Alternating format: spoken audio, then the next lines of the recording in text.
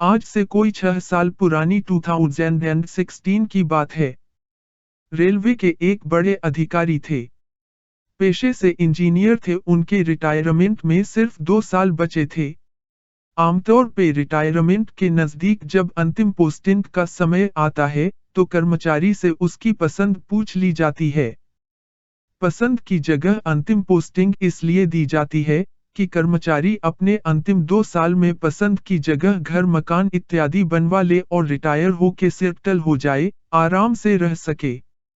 पर उस अधिकारी ने अपनी अंतिम पोस्टिंग मांग ली आईसीएफ चेन्नई में। आईसीएफ बोले तो इंटीग्रल कोच फैक्ट्री, रेल के डिब्बे बनाने वाला कारखाना।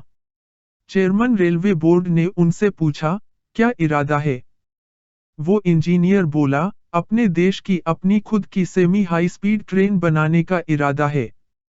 ये वो दौर था जब देश में 180 किलोमीटर प्रति घंटा दौड़ने वाले स्पेनिश टेल्गो कंपनी के रेल डिब्बों का ट्रायल चल रहा था।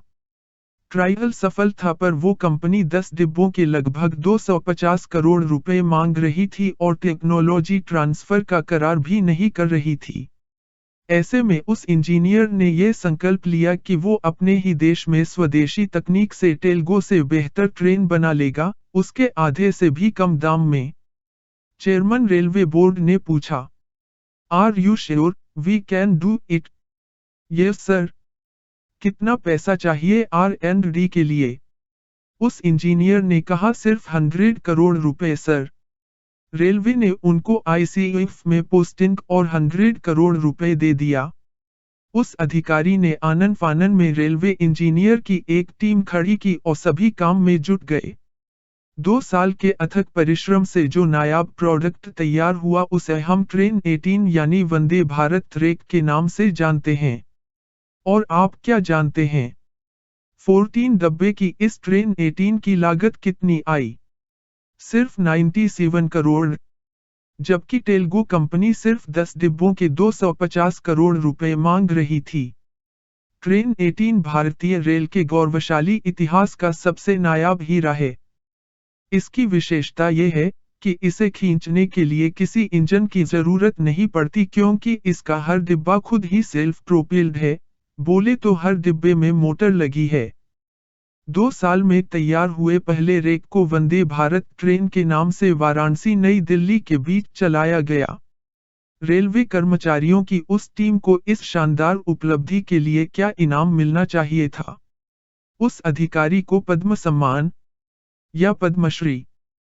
परंतु 15 फ़रवरी 2019 को जब प्रधानमंत्री मोदी जी ने ट्रेन 18 के पहले रेक को वंदे भारत के रूप में वाराणसी के लिए हरी झंडी दिखा के रवाना किया, तो उस भव्य कार्यक्रम में ट्रेन 18 के निर्माताओं को बुलाया ही नहीं गया।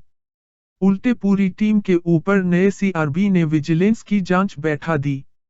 आरोप लगा कि ट्रेन 18 के कल पुर्जे खरीदने में टेंडर प्रक्रिया का पालन न हुआ।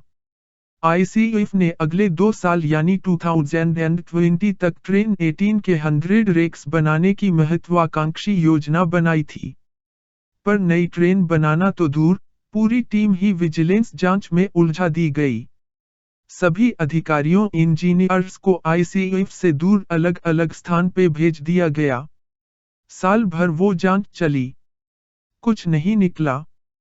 कोई भ्रष्टाचार था ही नहीं, सो निकलता क्या? कहाँ तो 2 साल में 100 रेक बनने वाले थे, एक भी न बना। जांच और R&D के नाम पे 3 साल बर्बाद हुए।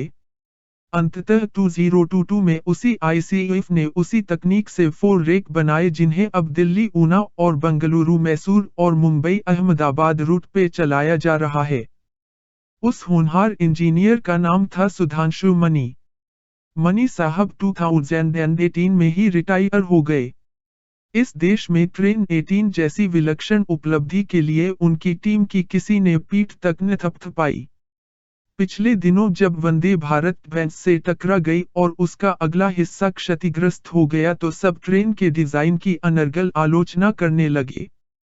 तब सुधांशु सर का दर्द छलक आया और उन्होंने एक लेख लिख उसके डिजाइन की खूबियां बताईं।